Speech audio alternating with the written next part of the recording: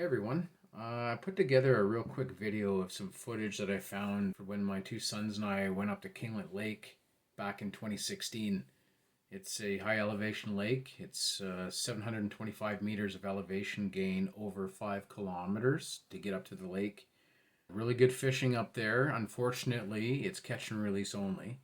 Some of the nicest cutthroat trout you've ever seen. Unfortunately, they all go back. Not a lot of detail over and above that. I'm going to be doing a video come spring, and I'm actually going to be taking you up to Kinglet Lake and doing Tough Puff, which is another trail. So I'll actually be going up along a ridge line and coming back down to Kinglet Lake and then camping at the bottom for the night before we go off to another trail and do a little bit of trail running. I really hope you enjoy this little collage that I put together. It just highlights a good time that we had, and I look forward to sharing in greater detail that entire area.